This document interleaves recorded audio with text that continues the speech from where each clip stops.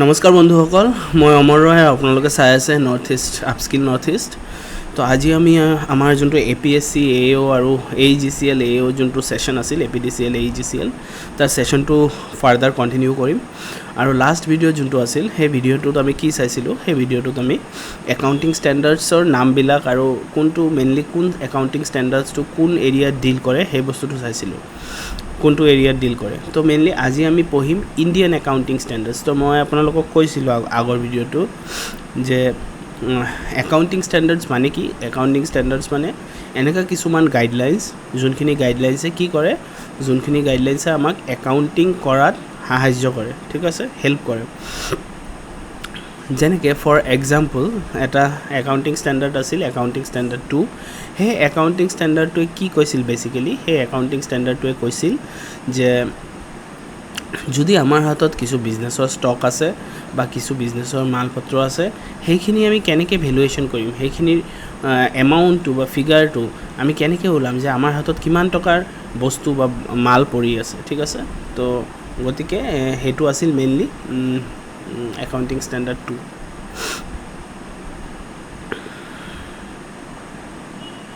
এক second.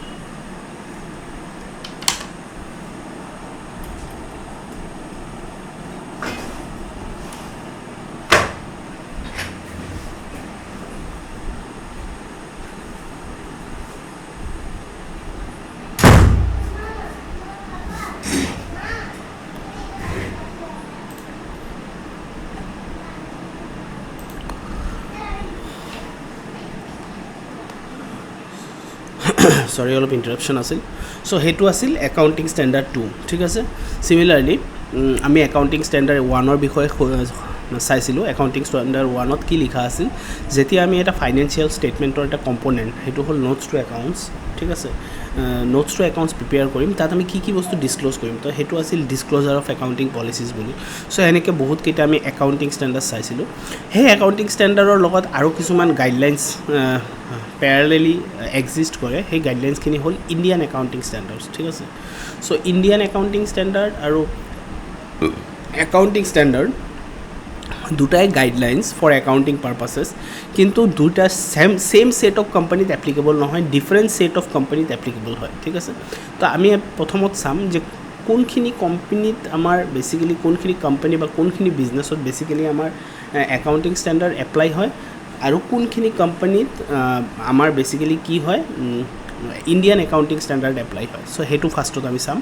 Next আমি চাম যে ইণ্ডিয়ান ষ্টেণ্ডাৰ্ড কিমানখিনি আছে, কেইটা আছে, আৰু তাৰ নামখিনি কি কি, আৰু সেইখিনি মেইনলি কি মানে এৰিয়াত ডিল কৰে, কি একাউণ্টিং কৰোঁতে আমাক সাহাৰ্য কৰে, ঠিক আছে। চ' সেইখিনি এতিয়া কথাটো হ'ল যে প্ৰথমত আমি চাওঁ একাউণ্টিং ষ্টেণ্ডাৰ্ড। তো আপুনি স্ক্ৰীণত চায়ে আছে, আমাৰ নোটছত চাই আছে যে প্ৰথমত আছে যে একাউণ্টিং ষ্টেণ্ডাৰ্ড। একাউণ্টিং ষ্টেণ্ডাৰ্ডে মেইনলি কি এৰিয়াত ডিল কৰে। তো accounting standard applicable to all companies other than those following Indian accounting standard. সেইখিনিয়ে কোম্পানীত এপ্লিকেবল হয় যিখিনি কোম্পানীত ইণ্ডিয়ান একাউণ্টিং ষ্টেণ্ডাৰ্ড নালাগে। দুটাই গাইডলাইন, দুটাই ছেম ছেট অফ গাইডলাইন, দুটাই same parallel set of guideline. Parallel মানে ছেম ছেট অফ গাইডলাইন। তো এটাত যদি ইণ্ডিয়ান একাউণ্টিং ষ্টেণ্ডাৰ্ড এটা কোম্পানীত লাগে, তো বেলেগ এটা কোম্পানীত ইণ্ডিয়ান একাউণ্টিং ষ্টেণ্ডাৰ্ড নালাগে, কি লাগিব পাৰে, একাউণ্টিং ষ্টেণ্ডাৰ্ড লাগিব পাৰে। তো সেইটোৱে কৈছে, যোনখিনি কোম্পানীত ইণ্ডিয়ান একাউণ্টিং ষ্টেণ্ডাৰ্ড, যোনখিনি কেটেগৰী অফ কোম্পানীত ইণ্ডিয়ান একাউণ্টিং ষ্টেণ্ডাৰ্ড নালাগে, সেইখিনি কেটেগৰী অফ কোম্পানীত কি লাগে, একাউণ্টিং ষ্টেণ্ডাৰ্ড লাগে, ঠিক আছে। Mainly small and medium size company and non small and medium size company, non SMC and SMC, এই দুটা বস্তুত একাউণ্টিং ষ্টেণ্ডাৰ্ড এপ্লাই হয়, ঠিক আছে। চ' কুৱেশ্যন আহিব পাৰে যে একাউণ্টিং ষ্টেণ্ডাৰ্ড ইয়াৰ ভিতৰত কাৰ ওপৰত এপ্লাই হয়, আপোনাৰ SMC বা আপোনাৰ স্মল মিডিয়াম কোম্পানীজ বা আপোনাৰ বিজনেছেছ, কোঅপাৰেটিভ ছ'চাইটি বা আপোনাৰ NPO। চ' এনচাৰ হ'ব আপোনাৰ small and medium size company, ঠিক আছে। তো স্মল এণ্ড মিডিয়াম চাইজ কোম্পানীত কি হয়, মেইনলি আমাৰ একাউণ্টিং ষ্টেণ্ডাৰ্ডটো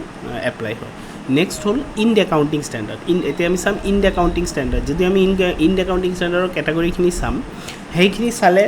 সেইখিনিৰ ওপৰত যদি ইণ্ড একাউণ্টিং ষ্টেণ্ডাৰ্ড লাগি আছে, তেনেহ'লে তাৰ বাহিৰে যিমানখিনি হ'ব তাৰ ওপৰত কি লাগিব একাউণ্টিং ষ্টেণ্ডাৰ্ড লাগিব ঠিক আছে সো ইণ্ডিয়া একাউণ্টিং ষ্টেণ্ডাৰ্ড কাৰ ওপৰত লাগে সো প্ৰথম ইণ্ডিয়া একাউণ্টিং ষ্টেণ্ডাৰ্ড লাগে লিষ্টেড কোম্পানী কোনবিলাক কোম্পানী যিবিলাক কোম্পানী লিষ্টেড ক'ত লিষ্টেড ইন ষ্টক এক্সচেঞ্জ ঠিক আছে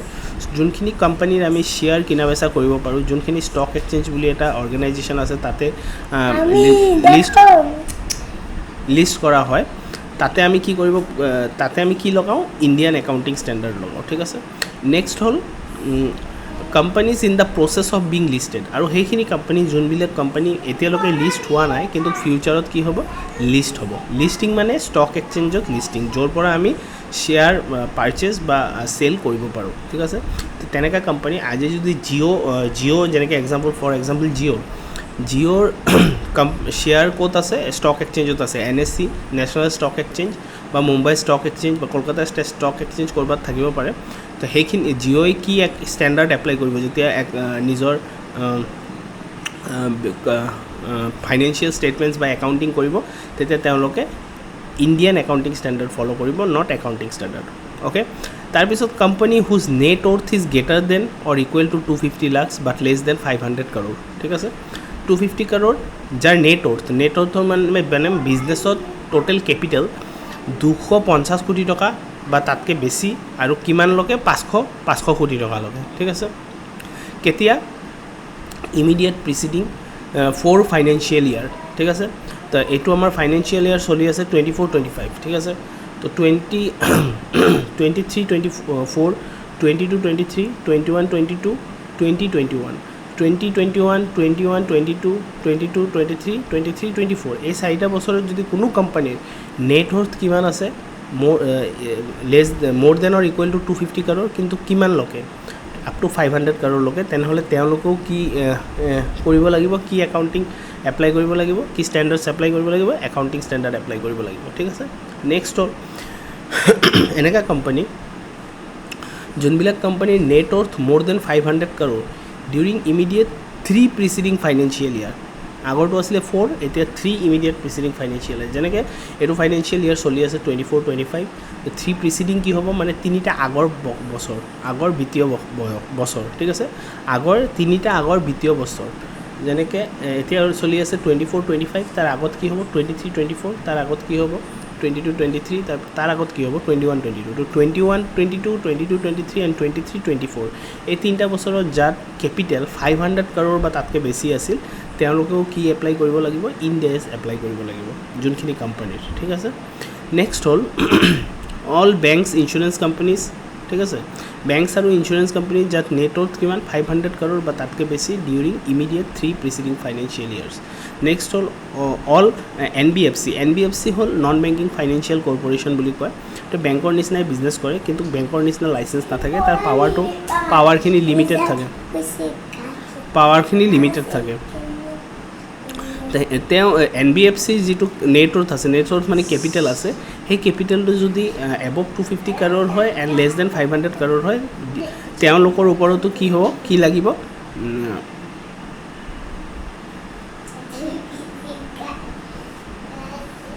তেওঁলোকৰ ওপৰতো কি লাগিব ইণ্ডিয়ান একাউণ্টিং ষ্টেণ্ডাৰ্ড লাগিব ঠিক আছে তো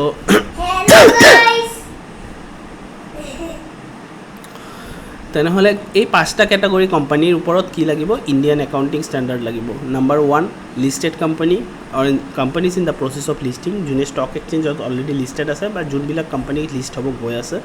তাৰপিছত হ'ল আপোনাৰ যিবিলাক কোম্পানীৰ নেট ৱৰ্থ ঠিক আছে 200 কোটি টকা বা তাতকৈ বেছি আৰু 500 কোটি টকালৈকে ডিউৰিং প্ৰিভিয়াছ 4 ফাইনেন্সিয়েল ইয়াৰ্ছ যিবিলাক কোম্পানীৰ কেপিটেল নেট ৱৰ্থ বুলি কয় কেপিটেল কিমান above 500 crore during last 3 preceding financial year banks and insurance company jar capital kiman 250 crore or equal aru tar up to 500 crore during last 3 preceding financial year ঠিক আছে আৰু NBFC মানে non banking financial corporation non banking financial কৰ্প'ৰেশ্যনৰ যিটো আপোনাৰ capital আছে সেই কেপিটেলটো up to 250 or above আৰু আপ টু 500 crore ঠিক আছে তো এইবিলাক কোম্পানীয়ে কি ল'ব লাগিব ইন একাউণ্টিং ষ্টেণ্ডাৰ্ড ফ'ল' কৰিব লাগিব এই পাঁচটা কেটাগৰী অফ কোম্পানীয়ে কি ফ'ল' কৰিব লাগিব ইণ্ডিয়ান একাউণ্টিং ষ্টেণ্ডাৰ্ড ফ'ল' কৰিব লাগিব তেনেহ'লে ইয়াৰ বাহিৰে যোনবিলাক আছে ইয়াৰ বাহিৰে যোনবিলাক কোম্পানী আছে সেই কোম্পানীবিলাকে কি এপ্লাই কৰিব পাৰিব একাউণ্টিং ষ্টেণ্ডাৰ্ড এপ্লাই কৰিব পাৰিব ঠিক আছে তো ইয়াত কি লিখা আছে accounting standard to all companies other than those following Indian accounting standard ঠিক আছে যোনে ইণ্ডিয়ান একাউণ্টিং ষ্টেণ্ডাৰ্ড ফ'ল' কৰা নাই তাৰমানে কি এই পাঁচটাৰ বাহিৰত যোনে ফ'ল' কৰা নাই তেওঁলোকৰ ওপৰত কি এপ্লাই হ'ব একাউণ্টিং ষ্টেণ্ডাৰ্ড এপ্লাই হ'ব ঠিক আছে আৰু লগতে স্মল এণ্ড মিডিয়াম কোম্পানীছৰ ওপৰতো কি এপ্লাই হ'ব ইণ্ডিয়ান একাউণ্টিং ষ্টেণ্ডাৰ্ড এপ্লাই হ'ব ঠিক আছে এটা কথা AS and Ind AS never mandatory applies on businesses like proprietorship partnership NPO etcetera তাৰমানে কৈছে যে AS আৰু ইণ্ডিয়াছ যিবিলাক আছে সেইবিলাক মেণ্ডেটৰিলি ক'ত এপ্লাই নহয় প্ৰপাৰ্টিয়ৰশ্বিপ পাৰ্টনাৰশ্বিপ বা NPO নন প্ৰফিট অৰ্গেনাইজেশ্যনত মেণ্ডেটৰিলি এপ্লাই নহয় কিছুমান ক্ৰাইটেৰিয়া আছে সেই ক্ৰাইটেৰিয়াবিলাক ফুলফিল হ'লে এপ্লাই হ'ব পাৰে ঠিক আছে in all this cases accounting is mainly guided by Indian GAAP এইবিলাক বিজনেছ যেনেকৈ প্ৰপাৰ্টিয়ৰশ্বিপ পাৰ্টনাৰশ্বিপ NPO এইবিলাক বিজনেছ নন প্ৰফিট অৰ্গেনাইজেশ্যন এইবিলাক বিজনেছৰ যিবিলাক একাউণ্টিং আছে মেইনলি কি হয় কোনে গাইড কৰে ইণ্ডিয়ান গেপ ঠিক আছে generally accepted accounting principles guide কৰে সেইটোৰ মতে কৰে however it can be applied by discretionary or on recommendation কিন্তু ইচ্ছা কৰিলে বা কোনো যদি ৰিকমেণ্ড কৰে যে কৰিব লাগিব তেনেকৈ হ'লেও কি কৰিব পাৰে এপ্লাই কৰিব পাৰে তো এইটো আছিল এপ্লিকেবিলিটি অফ AS এণ্ড ইণ্ডিয়াছ আৰু আপোনাৰ ক'ত ইণ্ডিয়াছ লাগে আৰু ক'ত আপোনাৰ AS লাগে সেইখিনি ক্ৰাইটেৰিয়া আপোনাৰ কুৱেশ্যনত আহি যাব পাৰে সৰু 1 মাৰ্কৰ কুৱেশ্যন ইম্পৰ্টেণ্ট এটা পাৰ্ট আছিল মই কৰাই দিলোঁ তো ইমানখিনি আছিল ভিডিঅ'টোত দেখা হ'ব নেক্সট ভিডিঅ'ত আমি কি চাম ইণ্ডিয়াছৰ কিমানখিনি ইণ্ডিয়াছ আছে কিমানটা ইণ্ডিয়াছ আছে লগতে তাৰ নাম আৰু তাৰ মেইন যোনটো প্ৰিন্সিপাল অবজেক্টিভ সেইটো কিহৰ লগত ডিল কৰে সেই বস্তুটো আমি নেক্সট ভিডিঅ'টোত চাম তো সিমানখিনিয়ে আছিল দেখা হ'ব আকৌ নেক্সট ভিডিঅ'ত